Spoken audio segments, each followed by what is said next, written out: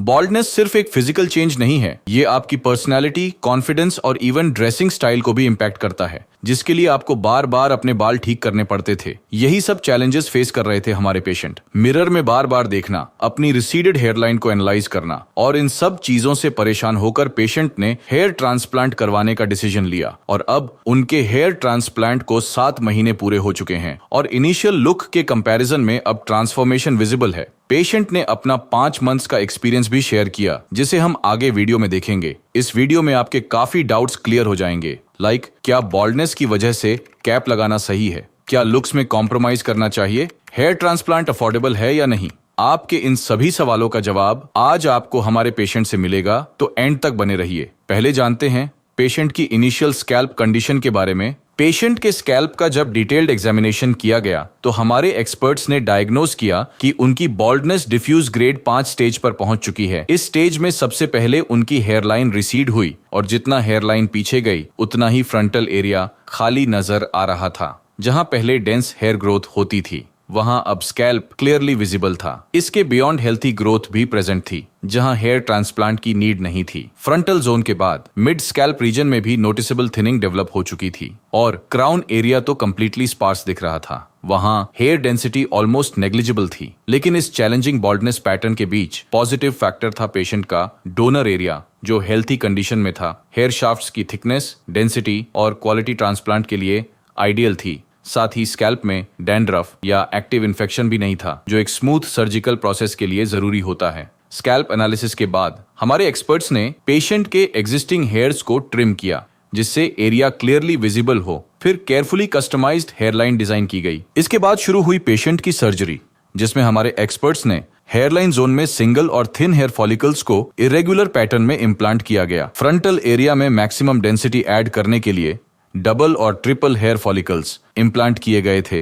Mid scalp में भी volume enhance करने के लिए सेम टाइप ऑफ फॉलिकल्स का यूनिफॉर्म डिस्ट्रीब्यूशन किया गया। क्राउन रीजन में नेचुरल स्वर्ल पैटर्न रिक्रिएट करना एक डेलिकेट स्टेप था, जिसमें डबल और ट्रिपल हेयर फॉलिकल्स को केयरफुली डिफरेंट एंगल्स में इम्प्लांट किया गया ताकि रीग्रोथ बिल्कुल नेचुरल लगे। इस केस में टोटल 4020 ग्राफ्ट्स इम्प्लांट किए गए थे, जो बॉल्डनेस के अकॉर्डिंग परफेक्ट कवरेज और डेंसिटी प्रोवाइड कर रहे थे। अगर आप भी हमारे पेशेंट की तरह कैप से छुटकारा पाना चाहते हैं तो अभी हमारे डॉक्टर्स से कंसल्ट करें या फिर अपने सवाल कमेंट सेक्शन में लिखें। 5 महीने बाद पेशेंट का ट्रांसफॉर्मेशन कैसा था? क्या उन्हीं अपना खोया हुआ कॉन्फिडेंस वापस मिला? आइए उन्हीं से जानते हैं। Hi, my name is Ganesh Gulati and it's my third PRP in 2018 and I got a surgery.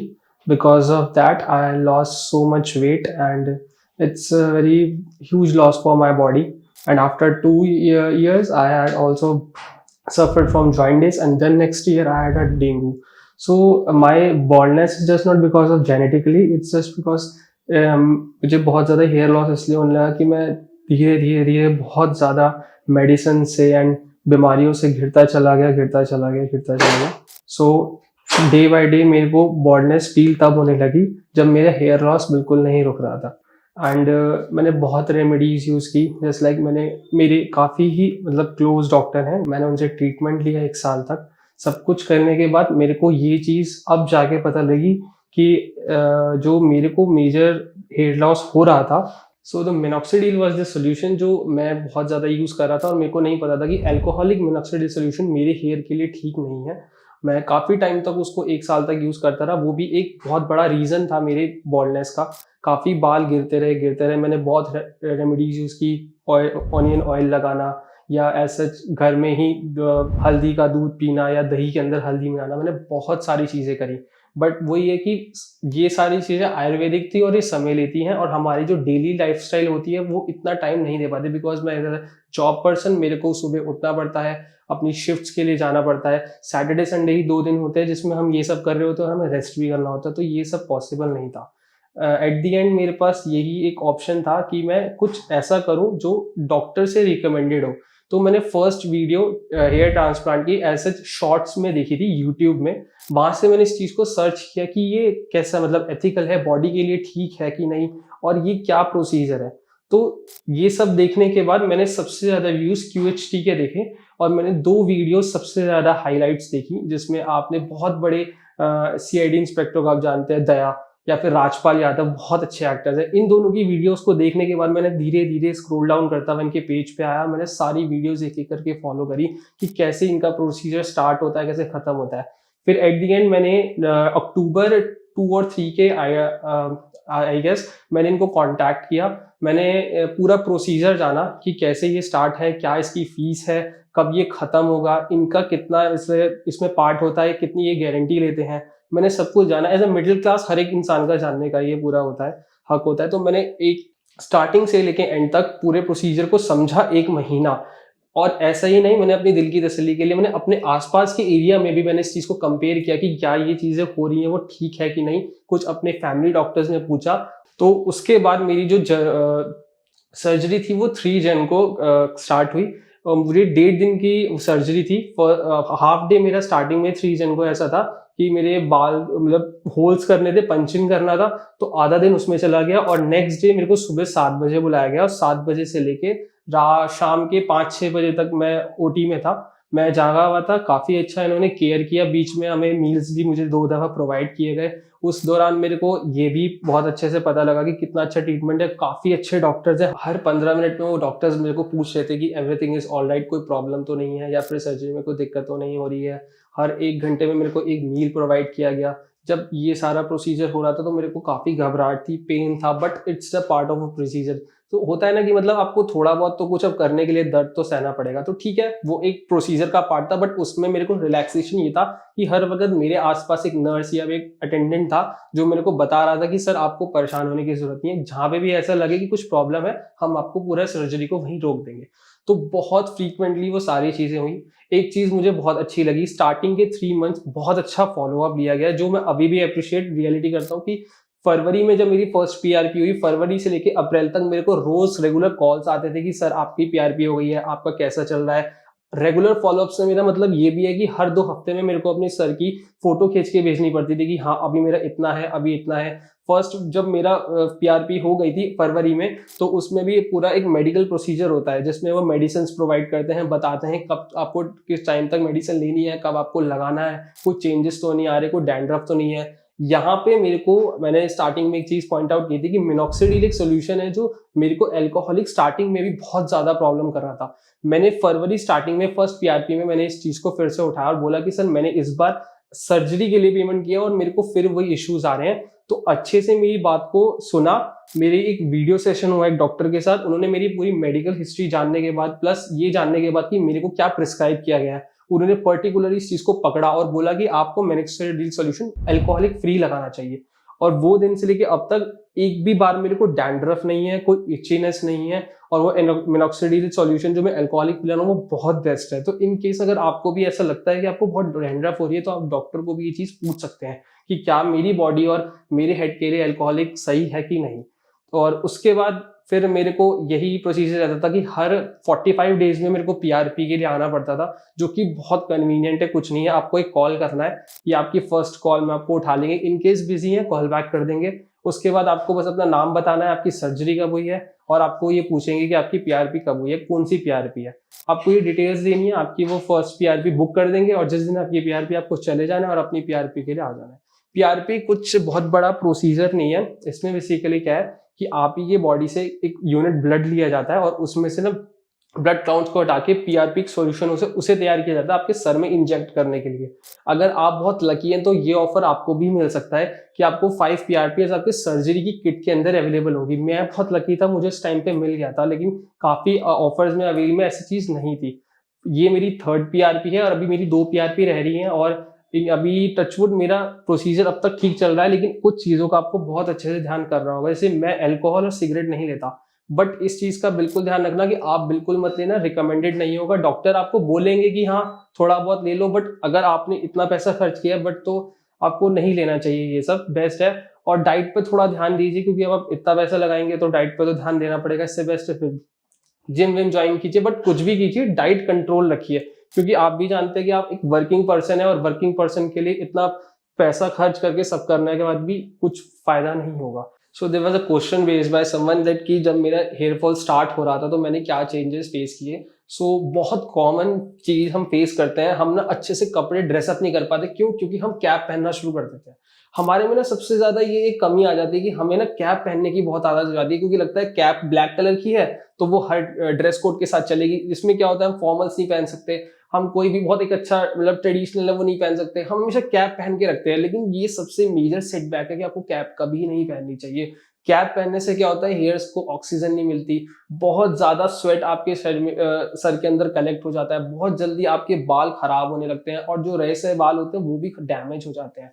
तो मैंने भी ये गलती करी है, नो डाउट। मैं बहुत ज्यादा कैप पहनने लगा था, बट मेरे फादर मुझे इस चीज के लिए बहुत रिस्ट्रिक्ट करते हैं, क्योंकि वो एक फार्मासिस्ट है, वो एक डॉक्टर की फैमिली से बिलोंग करते हैं, तो उनको ये चीज पता थी। मैं बहुत ज्यादा डांट खाता था इस चीज के लिए कि कैप नहीं पहननी है, बट एवर दी केस, अच्छे नहीं दिख रहे हो नो डाउट, बट कैप नहीं पहननी है। तो मैं कहीं ना कहीं उस चीज को छुपा के पहन लेता था। बट मैं अपने एक्सपीरियंस से कहूंगा कि आपको कैप बिल्कुल नहीं पहननी है। ठीक है, बाल कम है, अपने ड्रेसिंग सेंस को थोड़ा चेंज करो, कॉन्फिडेंस कम रहता है तो कम थोड़ा लोगों से इंटरेक्ट करो या फिर शांत रहो, लेकिन कैप पहनना इज नॉट अ सॉल्यूशन। अगर आप कैप पहनोगे तो आपकी और बाल जो है वो डैमेज हो जाएंगे। लेकिन जब मैंने ये QHT में आया, मैंने अपना ट्रांसप्लांट वगैरह कराया, तो इसमें मेरे को काफी चेंजेस मिले।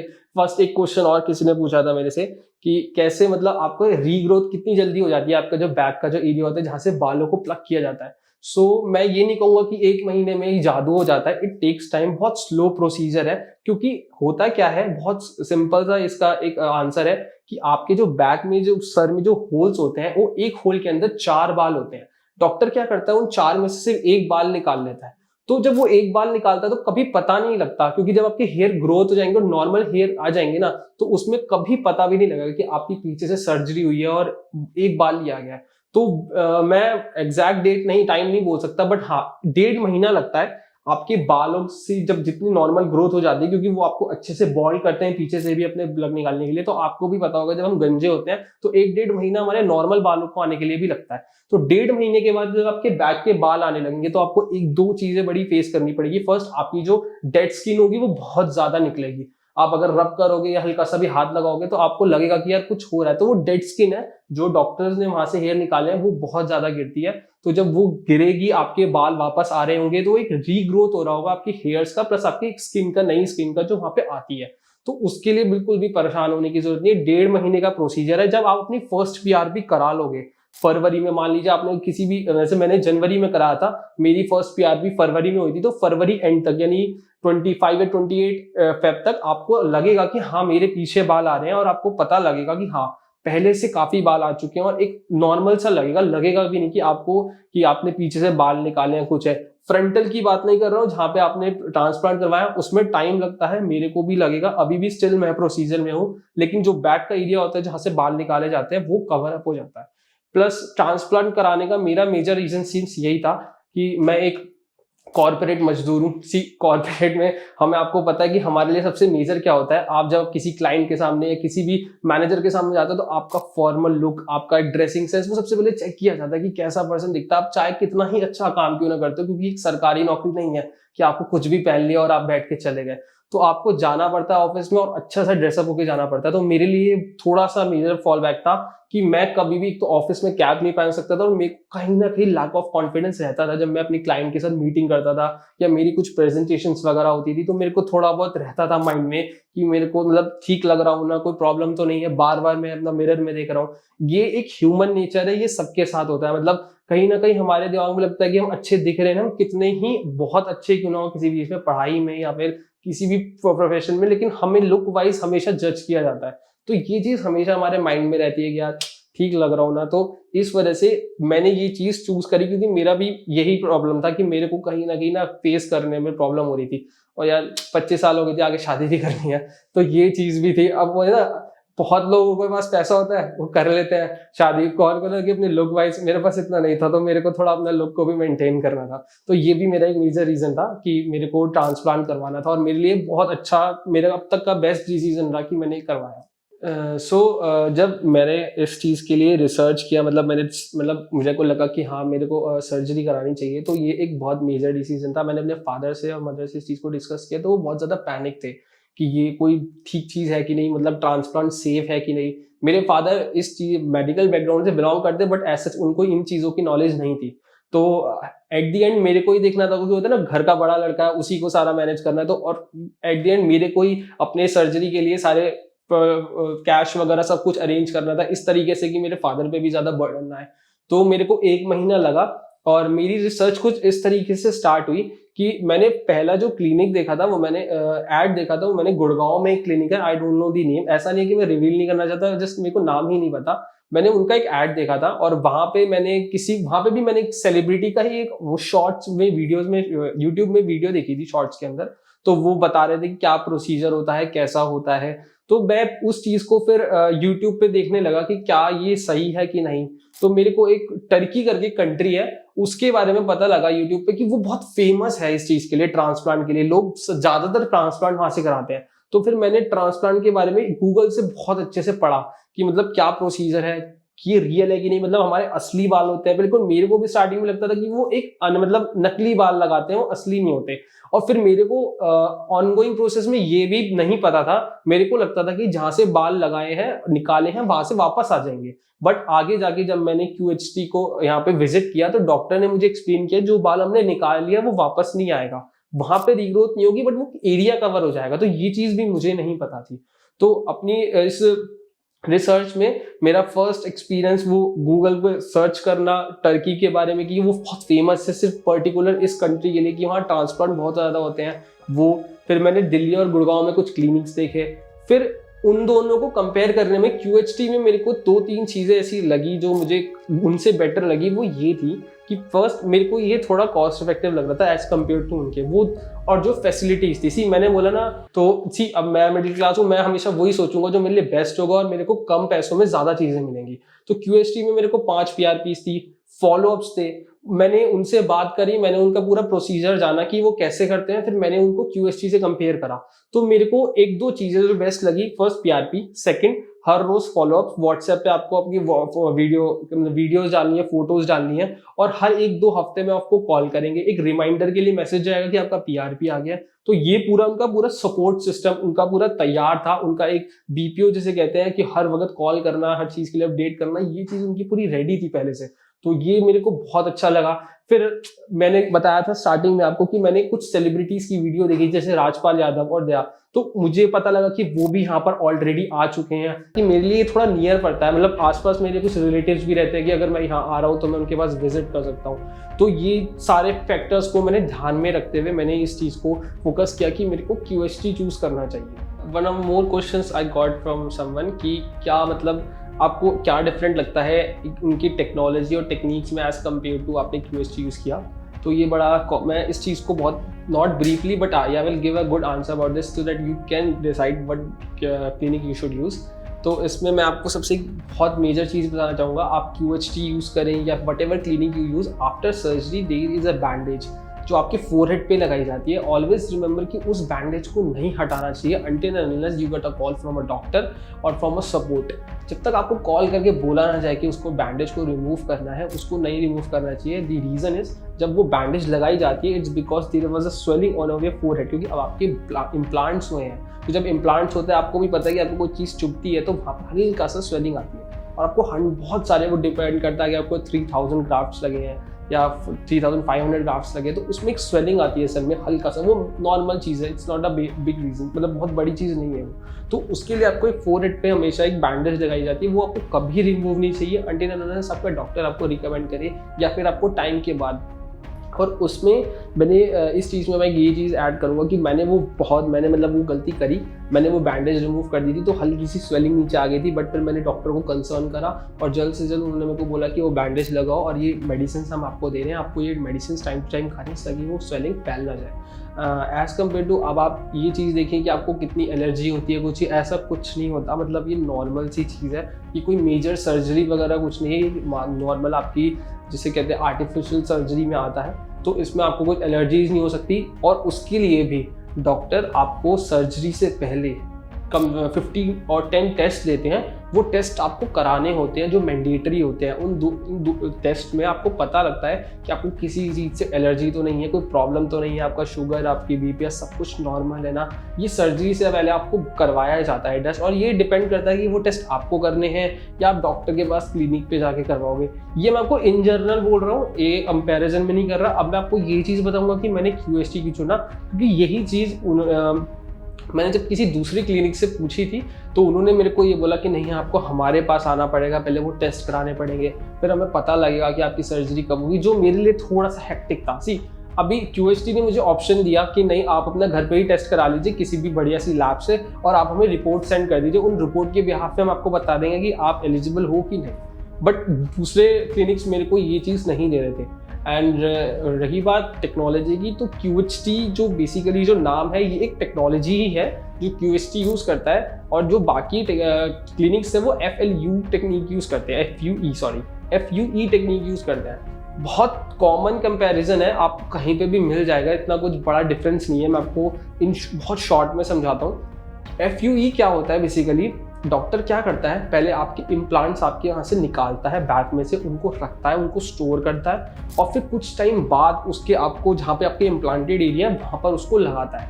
QHT क्या करता है, जब वो आपकी ग्राफ्ट पीछे से निकालता है तो हाथों हाथ वो आपके उस इम्प्लांटेड एरिया में जहाँ पे आपको ट्रांसप्लांट कराना है उस ग्राफ्ट को वहाँ लगाता है। So it will be like कि QHT क्लिनिक में 5 to 8 डॉक्टर्स की टीम होती है जो आपके OT में होती है, जिसमें से 2 टीम्स डिवाइडेड होती हैं। 3 जने क्या करते हैं, आपके सर के पीछे से ग्राफ्ट्स निकालेंगे। अब ग्राफ्ट से मेरा मतलब आपके हेयर्स, छोटे छोटे हेयर्स जो आपके पीछे वाली साइड होंगे, और हाथों हाथ उनको निकाल के दूसरे डॉक्टर्स को पास ऑन करेंगे। और मैं उस वक्त जब मेरा ये प्रोसीजर हो रहा था तो आई वाज लाइक, मैं देख सकता था मेरे सर वाले एरिया में ही मेरे को एनेस्थीसिया दिया गया था, जिससे मेरे को दर्द नहीं हो रहा था, बट आई कैन फील कि हाँ, वो ग्राफ्ट पीछे से निकाल रहे हैं, और हाथों हाथ दूसरी टीम की जो डॉक्टर्स है वो QHT टेक्निक यूज कर रही है, जो हाथों हाथ ही मेरे सर में वो इम्प्लांट कर रही थी।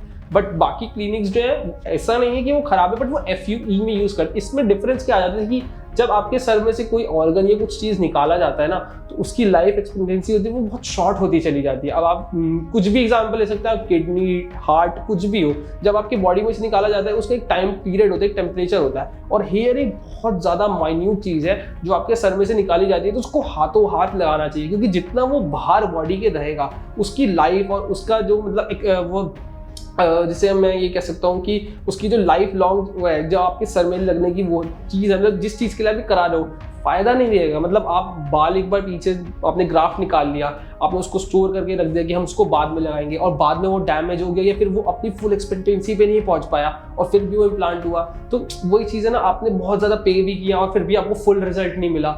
तो ये बहुत बड़ी चीज़ है कि आपको ना इस चीज़ पर देखना चाहिए। हम मोबाइल्स में भी बहुत यूज़ करते हैं, हम बहुत बड़ा पे करते हैं किसी मोबाइल के लिए, तो हम टेक्नोलॉजी देखते हैं ना कि इसमें फिंगरप्रिंट सेंसर है कि नहीं, इसका प्रोसेसर कैसा है, तो ये बिल्कुल सिमिलर है। तो बाकी क्लिनिक्स मुझे प्रोवाइड कर रहे थे, बट मुझे QHT कुछ चीज़ों में बेटर लगा, तो इस वजह से मैंने इस टेक्नोलॉजी की वजह से प्लस उनकी फैसिलिटीज़ की वजह से इसको चूज़ किया। काफ़ी लोगों के क्वेश्चंस बहुत रहते हैं कि इज़ इट अफोर्डेबल और नॉट। सी, आज की तारीख में एक रिक्शे वाले के पास भी ना आईफोन रहता है, और ये बहुत कॉमन चीज़ है। तो आजकल ये तो रहना हम इस चीज़ को तो बोल ही नहीं सकते कि ये अफोर्डेबल है या अफोर्डेबल नहीं है। ये डिपेंड करता है कि आपको उसकी चीज़ की नीड कितनी है। मैंने आपको अपनी नीड शेयर करी कि मैं एक कॉर्पोरेट में काम करता हूँ और मेरे को आई दिन मीटिंग्स में या फिर मेरे को क्लाइंट से डील करना पड़ता है, तो मेरे को कॉन्फिडेंस चाहिए। या फिर किसी भी ऐसे पर्सन को जिसकी शादी होने वाली है, उसको चाहिए कि हाँ भाई, मैं वो चीज़ फेस नहीं कर सकता। तो रही बात अफोर्डेबल की, तो कोई भी चीज़ आज के टाइम में ऐसा नहीं है कि हम अफोर्ड नहीं कर सकते। डिपेंड करता है कि आपको उसकी कितनी नीड है। अगर आपको नीड ज़्यादा है और आपको ऐसा लगता है कि आप उस टाइम पे से अफोर्ड नहीं कर सकते, मैं भी अफोर्ड नहीं कर सकता था, आपको क्या लगता है मैं इस चीज़ को अफोर्ड कर सकता था? It's an expensive. मतलब मेरा जो टोटल कॉस्ट इसका पैकेज का बैठा था वो 1 लाख के अराउंड बैठा था, बट मैंने भी इस चीज़ के लिए थोड़ा चीज़ों को कट ऑफ किया। मैंने खुद लोन लिया है। मैंने अपने फादर पे डिपेंडेंट नहीं रहा, बिकॉज नाउ मैं जॉब पर्सन, तो मेरे को हर चीज़ खुद मैनेज करनी पड़ती है, मैं अपने फादर पे डिपेंड नहीं कर सकता। तो मैंने अपने फादर से इस चीज़ के लिए डिस्कस किया, मैंने लोन किया, मैंने लोन पास करवाया, और मैंने पूरी पेमेंट 1 टाइम ही QHT करी है। तो ये डिपेंड करता है कि आपकी उसको कितनी नीड है। आप कहीं किसी सस्ती पे जगह मतलब कोई आपको बोलेगा कि हम यही चीज़ आपको 50,000 में दे रहे हैं, 60, और होता है। आप अभी दिल्ली में जाओगे, काफ़ी क्लिनिक्स हैं वो 50,000 और 20,000 में भी आपको यही चीज़ करके देंगे। तो फर्क तो पड़ जाता है ना कि 60,000 का फोन और 20,000 का फोन है, चाहे सेम कंपनी हो, आप खुद भी फर्क करते हो। मतलब लोग बाग इतनी से कहते हैं कि 50,000 का आईफोन 13 है और फिर भी उनको कोई यूज नहीं है आईफोन 15 का, बस एक डायमेनिक की वजह से कि हाँ उसका AI चिप बहुत अच्छा होगा, फिर भी पैसे खर्च करते हैं। तो जब आप एक फोन जैसी चीज पे या किसी भी ऐसी चीज पे जो आगे आपकी यूज नहीं आने वाली, उस पर इतना मेजर खर्च कर सकते हो, तो क्यों नहीं अपने बालों पे, जो कि आपको लाइफ लॉन्ग आपका साथ देने वाले हैं और आपको अच्छा दिखाने वाले हैं। ऐसा तो है नहीं कि वो आगे जाके टूट जाएंगे, क्योंकि ये आपके नॉर्मल और नेचुरल हेयर है। मतलब एक बार आपकी रीग्रोथ हो गई, अच्छे से नॉर्मल हो गया प्रोसीजर, 1 साल बीत गया, तो आप कभी भी फिर से गंजे हो सकते हो। जो भी आपको लुक क्रिएट करना है वो आप कर सकते हो। तो अफोर्डेबल में मैं फिर से यही बोलूंगा, ये डिपेंड करता है आपकी नीड पे। QHT आपको अफोर्डेबल इसलिए क्योंकि वो आपको प्रॉमिस करता है कि जो वो रिजल्ट दे रहा है ना वो आपको दिखेगा। आप खुद देख सकते हैं अभी मेरे बाल, मैं आपको पुरानी, इस वीडियो के दौरान आपको पुरानी फोटोज में दिखाई देंगी जिसमें मेरे बाल यहाँ पे बहुत ज़्यादा कम थे, प्लस मेरे बैक में बहुत ज़्यादा कम थे, सिर्फ इस वजह से क्योंकि मैं बहुत ज़्यादा बीमार हो चुका था एक टाइम पे और मेरे को इतनी मेडिसिन लेनी पड़ती थी कि मेरे साइड इफेक्ट्स मेरे बालों पे पड़ा। लेकिन अभी आप देख सकते हैं मेरी डेंसिटी कम है, क्योंकि स्टिल मैं अभी प्रोसीजर में हूँ। मेरे को अब ये बोला गया कि अराउंड अक्टूबर और नवंबर, जब इस ईयर के अक्टूबर नवंबर में मेरे बालों की डेंसिटी बहुत अच्छी हो जाएगी, और मेरे को लगता भी है हो जाएगी, क्योंकि अब तक जो मैंने ग्रोथ देखी है वो मेरे को बहुत अच्छा लगा। और प्रॉमिस करता, मतलब इसलिए कि मेरे को रिजल्ट्स दिखे हैं। मैंने डैंड्रफ बिल्कुल भी नहीं है। मैंने अब तक देखा कि मेरे को पहले बहुत डैंड्रफ रहती थी और मेरे को अभी बिल्कुल भी डैंड्रफ नहीं है। तो अफोर्डेबल के टाइम पे हाँ ये बहुत अफोर्डेबल चीज़ है, क्योंकि आपको रिजल्ट प्रोवाइड कर रही है। अब आपको कोई चीज़ रिजल्ट दे रही है ना, तो आपको ये नहीं देखना चाहिए वो 10 रुपये महंगी है 10 रुपये सस्ती है। एंड एट लास्ट मैं इस चीज़ को ऐसे क्लोज करूँगा कि मेरी जर्नी अब तक देखो, इसमें मैं आपको क्या ही बोलूँ कि हर चीज़ की एक पार्ट होता है, जर्नी होती है। मेरे को बहुत अच्छा रहा, मेरे को पता लगा कि कैसे एक नया एक्सपीरियंस रहा कि हाँ ट्रांसप्लांट भी एक ऐसी कोई चीज़ है जो बालों को लग सकती है। मेरे को पहले नहीं पता था कि मतलब ट्रांसप्लांट भी हो सकता है, पीछे के बाल ऊपर लगाए जा सकते हैं, ये सब तो एक नया एक्सपीरियंस था जो कि अगर आपको ज़रूरत है तो आपको ज़रूर करना चाहिए। और अब तक का मेरे को स्टार्टिंग में मेरे को पेन हुआ, मैं हर एक चीज़ शेयर करूंगा, ये कोई वीडियो नहीं है कि जिसमें आपको बता रहा हूँ कि QHT बहुत बेस्ट है, ये मेरा एक्सपीरियंस रहा है अब तक का, वो शेयर कर रहा हूँ। तो मेरे को ऐसा टाइम भी था मार्च और अप्रैल में जहाँ पे आपको बहुत ज़्यादा हेयर फॉल हुआ। हेयर फॉल इसलिए कि आपको लगेगा कि आपने ट्रांसप्लांट कराया और आपको कुछ पता भी नहीं लग रहा, बहुत हेयर फॉल होता है और आप बहुत ज़्यादा पैनिक हो जाते हो। मैं भी पैनिक हुआ था, बट मेरे को बहुत अच्छे से इनके जो सपोर्ट है उन्होंने मेरे को कॉल करके बताया, सर आप बिल्कुल भी डिस्टर्ब मत होइए, बिल्कुल भी स्ट्रेस मत लीजिए। ये चीज़ मैं आपसे भी शेयर करूँगा कि कभी भी ट्रांसप्लांट कराने के बाद स्ट्रेस नहीं लेना चाहिए अपनी लाइफ में। ठीक है आप एक कोई भी जॉब करते हो उसमें काम होता है, बट स्ट्रेस मत लो, क्योंकि कोई फायदा नहीं है। थोड़ा बहुत स्ट्रेस ठीक है, लेकिन अब ज़्यादा स्ट्रेस लोगे ये सोच के कि मेरे बाल टूट रहे हैं या ट्रांसप्लांट करा पैसों में आग लग गई, कुछ नहीं भाई। अब लगा लिया ना तो प्रोसीजर का वेट करो, धीरे धीरे ही होता है। एक दिन में भी बाल नहीं गायब हुए थे आपके। आपका जो प्रोसीजर था बाल टूटने का, कम से कम 1 साल का प्रोसीजर था। 1 साल के अंदर आप गंजे हुए थे, तो वापस आने के लिए भी तो कम से कम उसको 1 साल दो। तो धीरे धीरे ही मेरे को रिजल्ट मिला, अफोर्डेबल भी लगा मेरे को, क्योंकि रिजल्ट कमिटमेंट था इनका। प्लस अब तक मेरे को सिर्फ 2 महीने ऐसे थे, मार्च एंड अप्रैल, क्योंकि इस ईयर की स्टार्टिंग में मैंने करवाया था, तो मेरे को मार्च और अप्रैल में ऐसा लगा कि काफ़ी हेयर लॉस हो रहा है, कुछ प्रॉब्लम्स आ रही है, मैं चीज़ें मैनेज नहीं कर पा रहा। कभी कभी ऐसा होता था मैं ऑफिस की वजह से अपनी टाइम पे दवाई खाना भूल जाता था, आगे पीछे हो जाता था।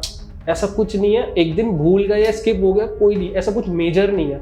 बट आप अपनी दवाई खा रहे हो, आपकी लाइफ में कंसिस्टेंसी है मेडिसिन लेने की और लगाने की।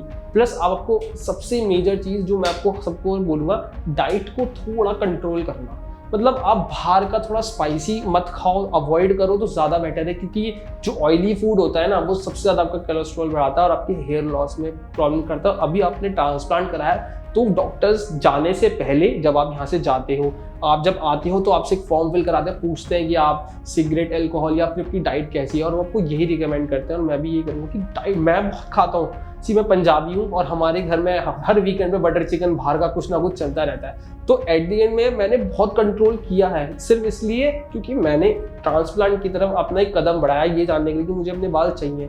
आप भी जिम जाते हो, फोकस करते हो, हर महीने पैसे देते हो ना, तो फिर जब वो डाइट कंट्रोल करने के लिए जिम जाने के लिए हाँ क्यों नहीं।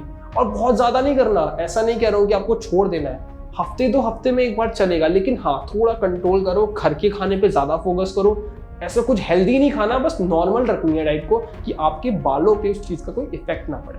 तो अब तक मेरा तो यही रहा कि मैंने काफ़ी बाहर का कम खाना शुरू कर दिया, जबकि मैं बाहर रहता हूँ। मैंने बहुत कम खाना शुरू कर दिया, घर में ही मैंने मेड लगा रखी है, मैंने फ्लैट पे, और वही मेरे को घर का खाना बना के देती है। नहीं तो मेरा आए दिन ब्लिंकिट, ज़ोमैटो यही चलता था, बट मैंने उस चीज़ को काफ़ी रोका और मेरे को उससे काफ़ी प्रॉमिसिंग रिजल्ट्स मिले हैं। होप आपको मेरी ये वीडियो काफ़ी हेल्पफुल लगी होगी और आपको इस जर्नी को स्टार्ट करने के लिए आपको मदद करेगी। मैं बहुत ही जल्दी आपको एक नेक्स्ट वीडियो के साथ मिलूंगा जिसमें आपको मैं बताऊंगा कि मेरे अब तक का ग्रोथ क्या रहा, मैंने अब से लेकर नेक्स्ट PRP तक। अब मेरी नेक्स्ट PRP अराउंड जुलाई के एंड में होगी, तो जुलाई एंड में आपको मिलते हैं और मैं आपको बताता हूँ कि मेरा क्या। होप सो पेशेंट ने आपके माइंड में आ रहे सभी सवालों का जवाब दे दिया है। ये था उनका 5 महीने का एक्सपीरियंस। लेकिन शुरुआती महीनों में उनका स्कैल्प कैसा था, आइए जानते हैं। हेयर ट्रांसप्लांट के 1 मंथ बाद पेशेंट ने अपने फर्स्ट फॉलोअप के लिए क्लिनिक विजिट किया था, जहां हमारे एक्सपर्ट्स ने उनका डिटेल्ड स्कैल्प असेसमेंट किया। एग्जामिनेशन में स्कैल्प पर हल्की सी रेडनेस देखी गई, जो एक कंप्लीटली नॉर्मल हीलिंग रिस्पॉन्स है और टाइम के साथ नेचुरली फेड हो जाती है। इस स्टेज पर पेशेंट का शेडिंग फेज भी शुरू हो चुका था, जिसमें लगभग 20% ट्रांसप्लांटेड फॉलिकल्स टेम्पोररी शेड हो गए थे, जो हेयर ग्रोथ साइकिल का एक पार्ट है। इस फॉलोअप विजिट में पेशेंट ने अपनी first PRP platelet rich plasma therapy भी ली, जो ट्रांसप्लांटेड और एग्जिस्टिंग फॉलिकल्स को स्टिमुलेट करके रीग्रोथ को एक्सेलरेट करती है। डोनर एरिया जहां से ग्राफ्ट्स एक्सट्रैक्ट किए गए थे पूरी तरह हील हो चुका था और स्किन टेक्सचर वापस नॉर्मल कंडीशन में आ गया था। Overall first month results expected healing pattern के अकॉर्डिंग थे, जो अपकमिंग मंथ्स में हेल्थी हेयर ग्रोथ के लिए एक स्ट्रॉन्ग फाउंडेशन क्रिएट करते हैं। नेक्स्ट फॉलोअप के लिए पेशेंट ने 3 मंथ्स के बाद क्लिनिक विजिट किया था। इस ड्यूरेशन में शेडिंग फेज कंप्लीट हो चुका था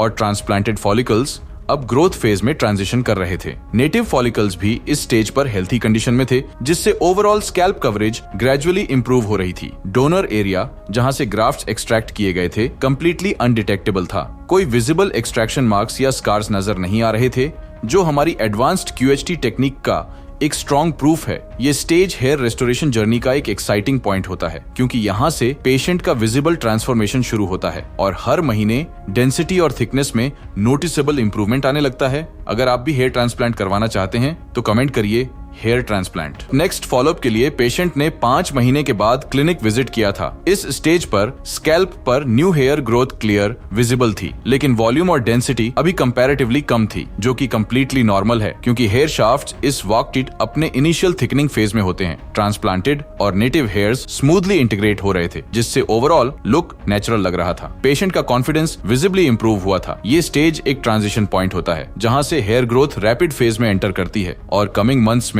डेंसिटी, टेक्सचर और ओवरऑल कवरेज में ड्रामेटिक इंप्रूवमेंट आता है। अगले फॉलोअप के लिए पेशेंट ने 7 महीने के बाद क्लिनिक विजिट किया था। इस विजिट पर उनके स्कैल्प पर म्यूर और voluminous hair growth clearly visible थी, जो ओवरऑल पर्सनैलिटी को एक फ्रेश और यूथफुल अपील दे रही थी। हेयरलाइन वेल डिफाइंड नजर आ रही थी और ब्यूटीफुली पेशेंट के फेशियल फीचर्स को फ्रेम कर रही थी, जिससे उनका अपीयरेंस नेचुरल और बैलेंस्ड लग रहा था। फ्रंटल एरिया में डेंस कवरेज अचीव हो चुकी थी, जहां पहले नोटिसेबल बॉल्ड पैचेस थे, क्योंकि ट्रांसप्लांटेड और नेटिव हेयर्स परफेक्टली इंटीग्रेट हो चुके थे। रंग, टेक्सचर और दिशा में कोई स्पष्ट अंतर नहीं था और इनिशियल अपीयरेंस के कंपैरिजन में अब पेशेंट कॉन्फिडेंट और यूथफुल नजर आ रहे थे। यह अभी सिर्फ 7 महीने की प्रोग्रेस थी।